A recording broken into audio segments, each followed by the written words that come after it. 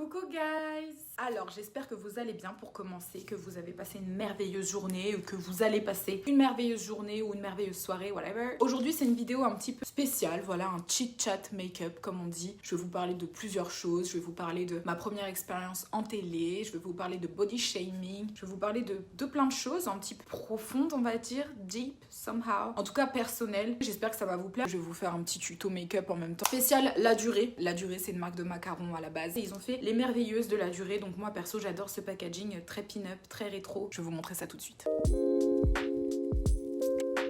Déjà j'aimerais quand même bien vous montrer quelque chose que j'ai commandé sur Amazon. C'est un échec total. Ça s'appelle Face Tape Lift, donc ça ressemble à ça. Plus précisément des espèces d'autocollants que les Coréennes plus précisément utilisent pour lifter leur peau, etc.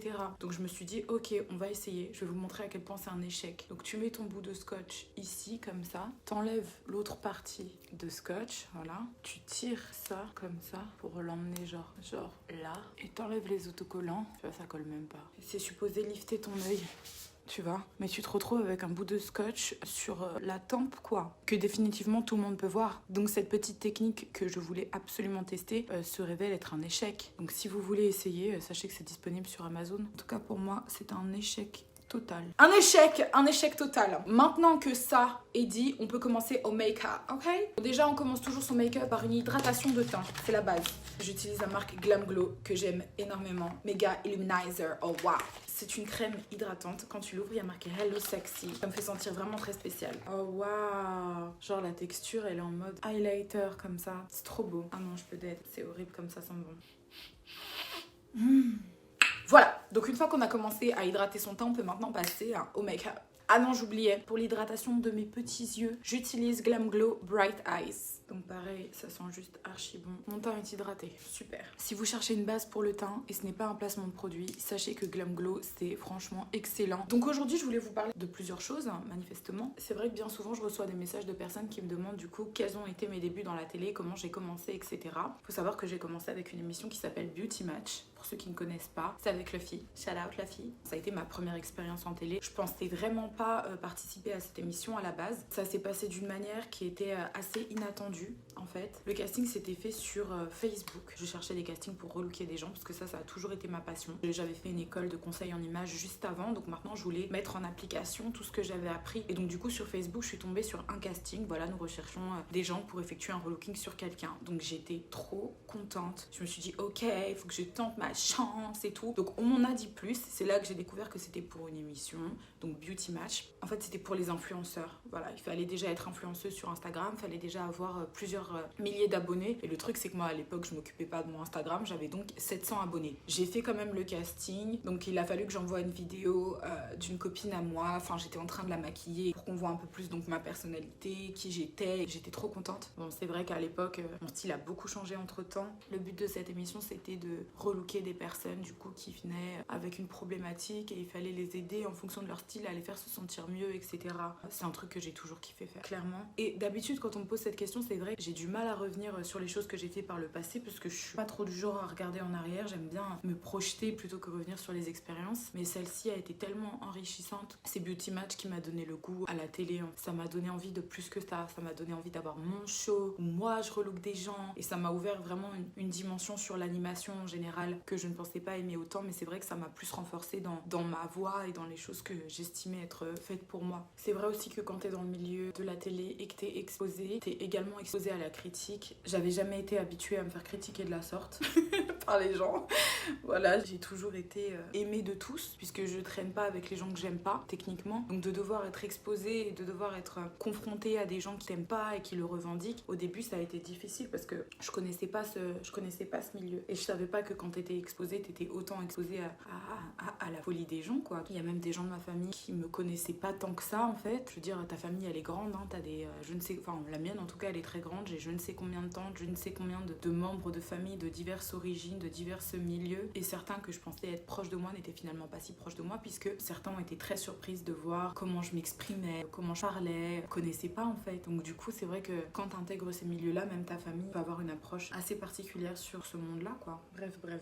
En tout cas tout ça pour dire ça a été une expérience formidable que j'ai grave kiffé. Putain, c'est fou de raconter sa vie avec cette tête. Généralement c'est vrai que j'ai beaucoup de mal à parler de choses comme ça, même si ça peut paraître un peu dérisoire pour beaucoup de personnes, genre bah écoute tu parles de beauty match, mais c'est vrai que c'est des moments de ma vie qui me demandent d'être sincère, qui me demandent de parler avec sincérité de ce que j'ai réellement vécu. Voilà, il n'y a pas forcément de blagues, c'est pas que c'est difficile, mais c'est que je suis très timide et réservée quand il s'agit de parler des vraies choses de ma vie quoi. Beauty match ça en fait partie parce que c'était un moment aussi où moi je me sentais assez vulnérable puisque j'étais dans un moment de ma vie où je remettais beaucoup de choses en question. Au moment où Beauty Match était diffusé, moi j'étais à Londres, je travaillais dans l'horlogerie, je vendais des montres very expensive. C'était la première fois que je me voyais à la télé, j'avais un retour sur moi, que j'avais des commentaires. Beaucoup de commentaires ont été très négatifs au départ. Twitter, les gens sont complètement malades. Être exposée à la critique, ça m'a donné un regard nouveau sur la personne que j'étais. D'une personne qui avait beaucoup confiance en elle, je suis devenue une personne qui doute énormément. Bon, ça a pas duré très longtemps parce que chasse le naturel, il revient en galop. Et tu te rends compte que les gens ont tous des choses à dire et à commenter sur ce que tu es, quoi. Enfin, tu te dis, non mais... Ça, mis à part, c'est vraiment une excellente expérience. Donc voilà. Franchement, j'ai jamais autant passé de temps à tapoter mon visage. Mais au moins comme ça va bien rentrer dans... Enfin, ça va bien se fondre, ça va bien se blender, ça va faire un teint encore plus naturel. Donc tapote, n'hésite pas à tapoter, tapote. Je suis trop timide. Franchement, je suis archi timide, j'ai du mal, je fais moins la maligne que d'habitude parce que franchement, c'est vraiment une expérience de ma vie très particulière. Malgré tout, ça reste très positif, hein. J'en tire absolument que du positif puisque à partir de là, ma vie, elle a changé. Je veux dire, moi, de base, je travaillais dans la vente. Même si je gagnais bien ma vie, ouais, t'es mieux payé à Londres que t'es payé en France, hein, ça c'est clair et net. De plus, dans l'horlogerie de luxe, donc du coup, tu conclus des ventes qui sont plus importantes. T'as des commissions, donc je gagnais bien ma vie. Mais c'était certainement pas ce que je comptais faire toute ma life, quoi. Et je savais que je voulais être dans le divertissement. J'avais déjà songé à ouvrir une chaîne YouTube, sauf que personne ne me connaissait à l'époque. J'avais posté 2-3 trucs que j'ai ensuite supprimés, puisque c'est vrai que quand t'as 5 vues, c'est rédhibitoire, quoi. Aujourd'hui, les gens me demandent comment je gagne ma vie. Est-ce que vous êtes curieux quand même? C'est grave, hein. Je travaille, hein. Influenceur, c'est un métier que je connaissais pas jusqu'à il y a 1 an et demi. Maintenant, je le connais et ouais, c'est du travail. J'ai envie d'être un peu plus real, un peu plus authentique, parce que j'ai envie de bien travailler, quoi. Attention, c'est un plaisir. Bon, je vais passer aux yeux, je vais vous faire un petit close-up. C'est le maquillage de la durée, avec plein de couleurs trop cute. Moi, je trouve pas plus belle personne qu'une personne qui est bien dans sa peau. Je pense que tous les gens qui critiquent, c'est des gens qui sont très mal dans leur peau. Et la plupart du temps très vilains. Me revoilà. Chaque femme est différente, d'accord. Il serait peut-être grand temps de respecter chaque femme pour ce qu'elle est et d'arrêter de vouloir infliger sa vision de ce qu'est la beauté à une femme en particulier. Comme je l'ai déjà expliqué dans une de mes vidéos, il y a plusieurs types de femmes, voilà. C'est pour ça qu'il y a certaines femmes qui ont recours à la chirurgie esthétique et d'autres pas. Il en faut pour tous. Et ça sert à rien de vouloir amener les gens dans son monde, encore une fois. Je veux dire, c'est pas parce que tu pointes les défauts d'une autre personne que t'auras moins le nez en face des tiennes, quoi. Les gens qui ont des défauts, généralement, ils aiment bien appuyer sur les défauts des autres, quoi. Franchement, c'est dommage. Ce petit blush de la durée qui ressemble à un camé, c'est juste la base. Il est trop beau. Et la couleur, c'est quoi? Numéro 18. J'adore. Oh, la couleur, elle est juste trop belle, en fait. Oh là là. Je suis trop fan. Mais enfin voilà quoi, tout ça pour dire que dans la vie c'est super important que tu te plaises à toi-même. Là tu galères à faire un trait de eyeliner droit et tu viens me dire que moi je mets too much make-up. Stay focused on yourself first. Les gens ont souvent tendance à regarder à gauche, à regarder à droite et à critiquer, à dire mais quand il s'agit d'avoir une introspection et de se regarder eux-mêmes, ils le font pas et ils ont beaucoup moins d'aisance à s'autocritiquer. J'ai jamais entendu quelqu'un qui critique les gens aussi allègrement se critiquer eux-mêmes avec autant de virulence. Parce qu'il y en a des choses à dire aussi. Ouais, je suis une grosse merde, je passe mon temps à critiquer les gens parce que j'ai pas de vie, je me déteste, je me trouve affreux de l'intérieur et de l'extérieur, donc je préfère critiquer la vie des gens que de me regarder en face. Bon, à un moment donné, il faut quand même se regarder en face, quoi. Écoutez, guys, j'espère que cette vidéo vous a plu très sincèrement. J'ai un ton un tout petit peu plus calme aujourd'hui parce que j'ai abordé des sujets qui sont un petit peu plus personnels. J'ai beaucoup de mal à m'ouvrir généralement, donc c'est vrai que j'ai du mal à parler de tout ça. Mais c'est important pour moi parce que j'ai vraiment envie d'être sincère avec vous et j'ai vraiment envie de vous dire comment je me positionne par rapport à certaines expériences de ma vraie vie. C'est être aussi un petit peu plus vulnérable. Enfin, c'est ce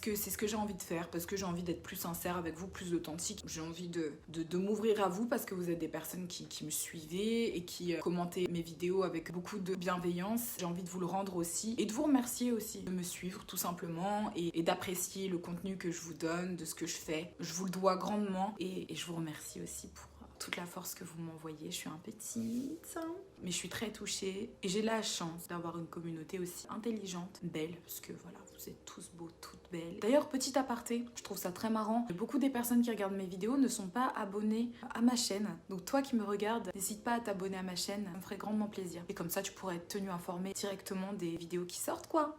Voilà. Mais c'est que du love. Take care of you. Much love. Mouah. Ah oui, je ne suis pas tout à fait partie, donc ce que j'avais oublié de te dire, c'est que j'aurais adoré que tu t'abonnes. Parce que j'en ai déjà parlé tout à l'heure, tu te rappelles?